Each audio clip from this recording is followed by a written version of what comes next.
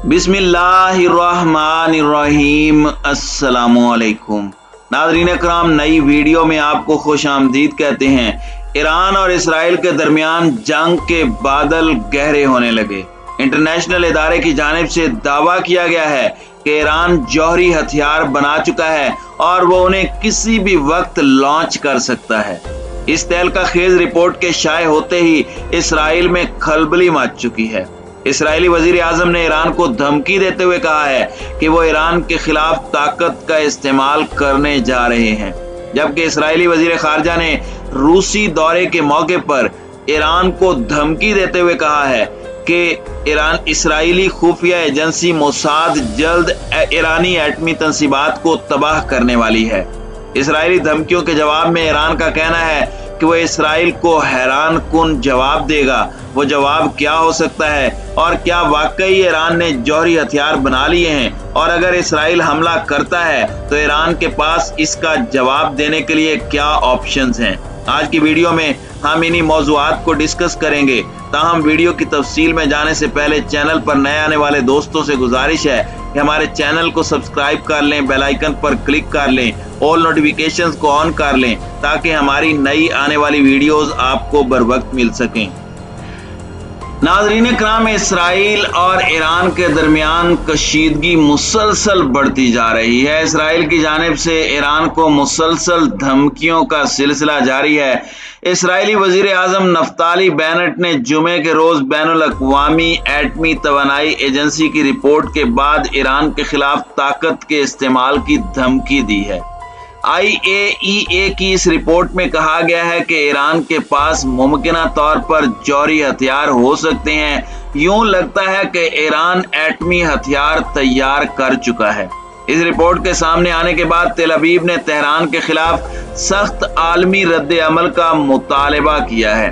Bennett ने कहा कि इसराइल इस रिपोर्ट में बयान करदा सूरत हाल को बहुत संजीदगी से लेता है और ईरान को जौहरी हथियारों के हुसूल से रोकने के लिए अपनी ताकत से हर मुमकिन कोशिश करेगा। उन्होंने मजीद कहा कि ईरान दुनिया से झूठ बोलता रहता है और एटमी हथियार तैयार करने के प्रोग्राम को फरोग देता है, जबकि अपनी बैनुल अक़वामी जिम्मेदारियों से इनकार करता है। बेनेट ने एटमी हथियार हासिल करने की ईरान की कोशिशों पर फौरी बैनुल अक़वामी रद्द अमल का मुतालबा किया। उनका कहना था कि उन्हें यकीन है कि एक मजबूत बैनुल अक़वामी मौक़िफ़ तेहरान हुकूमत में तब्दीली ला सकता है। इसराइली वज़ीर आज़म ने वजाहत करते हुए कहा कि IAEA की रिपोर्ट ने खबरदार किया है कि कार्रवाई का वक्त आ गया है, इसलिए किसी को ये उम्मीद नहीं रखनी चाहिए कि ईरान मुज़ाकरात के जरिए अपने रास्ते बदलने पर आमादा हो जाएगा।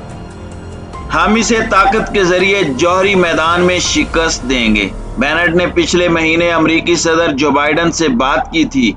उन्होंने कहा था कि ईरान के जौहरी प्रोग्राम में पेशरफ्त के बाद 2015 के जौहरी मुआहदे की तरफ वापसी का फायदा नहीं है। दूसरी जानिब इसराइली वजीर खारजा ने कहा है कि जब तक ईरान मौजूद है शाम में कोई इस्तेहकाम नहीं आ सकता। उन्होंने ये बात रूस के दौरे के मौके पर मॉस्को में कही। उन्होंने बावर कराया कि ईरान का जौहरी प्रोग्राम खित्ते में एक संगीन मसला है। मॉस्को से अपने बयान में इसराइली वजीर खारजा यार्ड लेपर्ड ने मजीद कहा कि इसराइल अपनी शुमाली सरहद पर ईरान को अपनी मौजूदगी मजबूत बनाने पर खामोश नहीं रहेगा। दुनिया को ईरान को जौहरी हथियारों के हुसूल से रोकना होगा। अगर आलमी बिरादरी ईरान को जौहरी हथियारों के हुसूल से रोकने में नाकाम रही तो इसराइल को ईरान के खिलाफ कार्रवाई का हक होगा। इसी दौरान रूसी वजीर खारजा सरगई लारूफ ने कहा कि मॉस्को इसराइल और अरब ममालिक के दरमियान ताल्लुकात को मामूल पर लाने का खैर मकदम करता है। उनका कहना था कि रूस मशरिक़ वस्ता में तनाज़ात के जामे हल के लिए अपना किरदार अदा करता रहेगा। लारूफ ने मजीद कहा कि रूस इसराइल या किसी दूसरे मुल्क पर हमले के लिए शामी सरजमीन इस्तेमाल करने की इजाजत नहीं देगा। इसराइली वजीर खारजा यार्ड लेपर्ड ने कल जुमेरात को मॉस्को के दौरे के मौके पर अपने रूसी हम मनसब सरगई लारूफ से मुलाकात की। वजीर खारजा ने दौरे का आगाज क्रेमलिन की दीवार पर यादगार फूलों की चादर चढ़ाने से किया। انہوں نے ماسکو میں نامعلوم سپاہی اور دوسری عالمی جنگ کے دوران ہلاک ہونے والے فوجیوں کی قبروں پر بھی پھول چڑھائے۔ لبید نے کہا کہ اسرائیلی نازی جرمنی کو شکست دینے میں سوویت یونین کے کردار کی تعریف کرتا ہے۔ ان کا کہنا تھا کہ بودا بیسٹ یہودیوں کے لیے نازی افریت کے قائم کردہ کیمپوں اور یہودی بستیوں کو آزاد کرانے میں ریڈ آرمی کے کردار کو سراہا۔ انہوں نے بتایا کہ ان کیمپوں میں ان کے والد کو بھی قید کیا گیا تھا۔ ناظرین اکرام، اسرائیلی وزیر اعظم اور اسرائیلی وزیر خارجہ کے بیان پر ایران سخت سیخ پا ہوا ہے۔ صہیونی وزیر خارجہ کی بکواس پر اسلامی جمہوریہ ایران کی وزارت خارجہ کے ترجمان نے کہا ہے کہ تہران جواب کا حق اپنے لیے محفوظ رکھتا ہے۔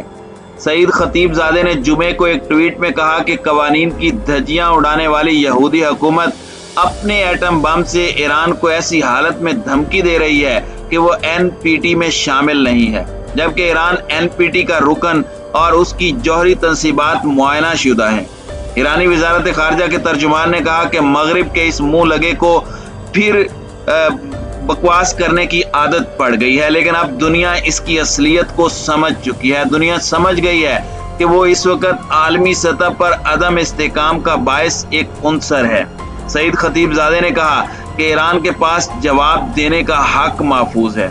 واضح رہے کہ خود ساختہ صہیونی ریاست کے وزیر خارجہ یائر لیپر نے ماسکو کے اپنے تازہ دورے پر ایران پر ایٹم بم بنانے کا الزام عائد کیا۔ انہوں نے سپوتنک نیوز سے انٹرویو میں دعویٰ کیا کہ ایران جوہری اسلحے کے بالکل قریب ہے۔ فلسطینی راکٹوں کے سامنے بے بس صہیونی وزیر نے بزوم خود ایران کو یہ دھمکی دی کہ اگر ایران بقول ان کے جوہری اسلحہ بنا لیتا ہے تو اسرائیل جواب دیے بنا نہیں رہے گا۔